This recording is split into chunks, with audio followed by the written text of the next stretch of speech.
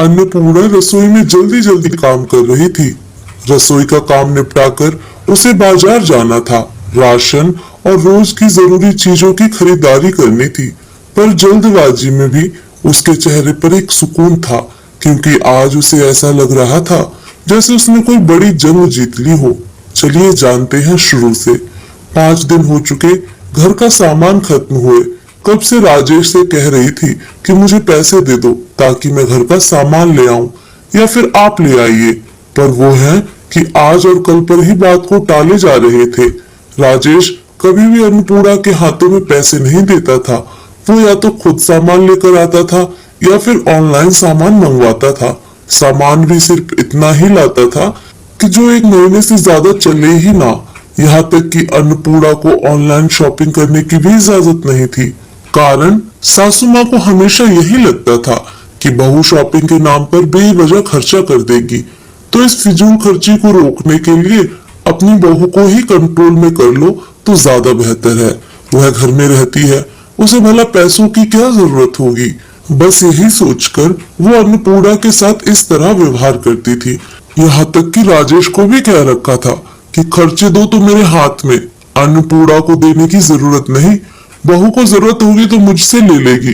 पर कभी समय न मिलने के कारण या और किसी कारण से घर के सामान लाने में देर हो ही जाती थी। सासू माँ कभी भी सामान लेने खुद बाहर नहीं जाती। हमेशा यही कहती कि हमारे समय में हमने यह सब कर लिया, अब हमारे आराम के दिन है। अक्सर मेहमानों और रिश्तेदारों के सामने शर्मिंदा अन्नपूर्णा को होना पड़ता। राजेश खुद तो ऑफिस में होता था और सासू माँ हर चीज से अपना पल्ला झाड़ लेती थी, पर इस चीज का सामना अन्नपूर्णा को ही करना पड़ता था। इस कारण से अक्सर अन्नपूर्णा को शर्मिंदा होना पड़ता था। अभी 2 महीने पहले ही की बात है, घर पर अचानक से मेहमान आ गए। सासू माँ ने खाना बनाने को कह दिया, बिना यह देखे कि रसोई में सामान है या नहीं। फिर भी उसने जो सामान घर में मौजूद था उसी से रसोई तैयार करके खाना परोस दिया, जिसे देखकर सासू माँ का पारा चढ़ गया। मेहमानों के सामने ही बोली, बहू कुछ ढंग का तो बनाती, यह क्या रोटी सब्जी बनाकर रख दी। यह तो अपने घर में ही हर कोई खा लेता है, अब इतने लोगों के सामने अन्नपूर्णा क्या जवाब दे कि रसोई में सामान खत्म हो चुका है, घी तेल भी बचा कुचा इस्तेमाल किया है, रसोई के डिब्बे तक खाली पड़े हैं। पर सासू माँ का तो निरंतर बोलना जारी रहा। किसी भी रिश्तेदार या मेहमान के सामने बोलने से सासू माँ को बिल्कुल भी गुरेज नहीं था। अगर राजेश कुछ बोलता तो रोना धोना मचा देती कि मैं तो अकेली हूँ, तेरे पिता होते तब भी तू ऐसे ही बोलता क्या। उसके आगे राजेश भी कुछ नहीं बोल पाता।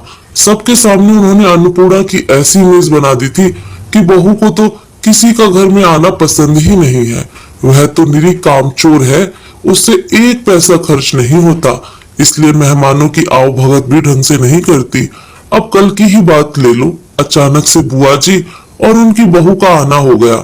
सबके सामने अन्नपूर्णा की तो वैसे भी इमेज खराब थी।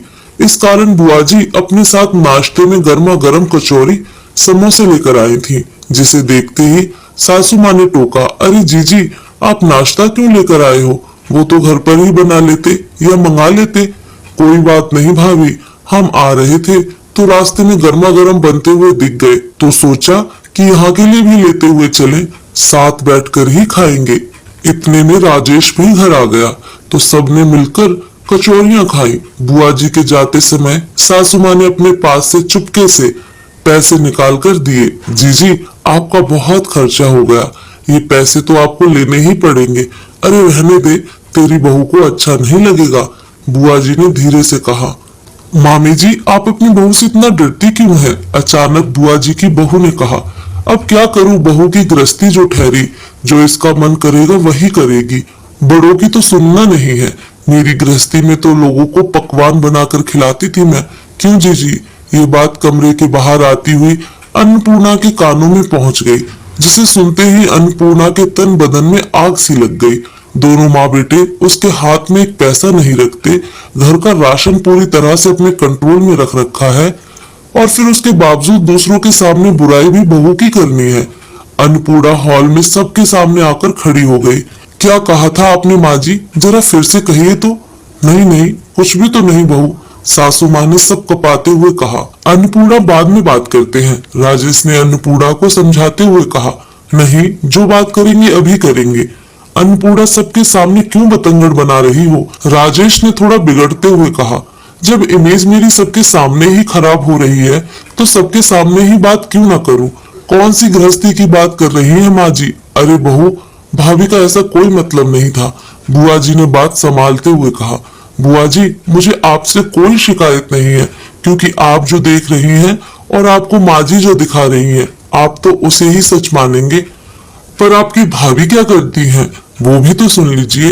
नाम सिर्फ बहू की गृहस्थी का है, पर कंट्रोल इनका खुद का है। मैं अपनी मर्जी से 1 रुपया खर्च नहीं कर सकती, और रुपया खर्च करूं तो कैसे? एक पैसा मेरे हाथ में रखा नहीं जाता। इसे आप मेरी गृहस्थी कहोगे?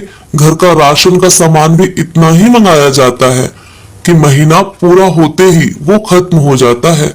बहू पर तो इतना सा भी विश्वास नहीं है, जैसे बहू सामान समेटकर अपने पीहर ले जाएगी। सामान लाएंगे तो राजेश जी ही लाएंगे, और इन्हें सामान लाने में देर सवेर हो ही जाती है। अब घर में सामान ही नहीं होता तो बहू कहाँ से खिलाएगी? फिर दूसरों के सामने बेइज्जत बहू को किया जाता है। अन्नपूर्णा, बस करो, शर्म नहीं आती अपने परिवार की इज्जत को उछालते हुए? सासू माँ ने कहा, बस मैं नहीं, बस आप कीजिए। आपके परिवार की इज्जत उछल रही है, वो आपको दिख रहा है, लेकिन बहू की तो कोई इज्जत ही नहीं होती है। बहू की इज्जत को तो फुटबॉल समझ रखा है, जिसे किसी के सामने उछाल दिया जाता है। या तो मुझे मेरी गृहस्थी मेरे तरीके से चलाने दीजिए, वरना संभालिए अपनी गृहस्थी को। मैं चली यहाँ से। 1 मिनट अन्नपूर्णा, अचानक बुआ जी ने कहा, राजेश, तुम पढ़े लिखे होकर ऐसी हरकतें करते हो? क्या तुम्हारी पत्नी को खर्चों की जरूरत नहीं होती, जो तुम 1 पैसा उसके हाथ में नहीं रखते? बुआ जी, माँ मना करती है। कई बार समझाने की कोशिश की, पर माँ है कि हमेशा रोना धोना शुरू कर देती है। मैं कुछ कह नहीं पाता। भाभी, आप अपनी बहू के साथ इस तरह का व्यवहार करते हो, क्या मिल जाता है आपको बेचारा बनकर?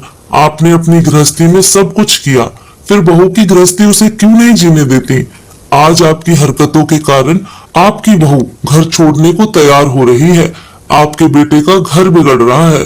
कुछ अंदाजा भी है आपको घर में किस समय किस चीज की जरूरत है? वह घर में काम करने वाली महिला को पता होता है। तो बहू के हाथ में पैसा देना शुरू कीजिए। आखिर बुआ जी के समझाने पर इतना तो असर हुआ कि आज राशन का सामान लाने के लिए अन्नपूर्णा के हाथ में पैसे रखे गए, जिसका सुकून उसके चेहरे पर साफ झलक रहा था। तो दोस्तों, कैसी लगी आपको ये कहानी? कमेंट करके जरूर बताएं।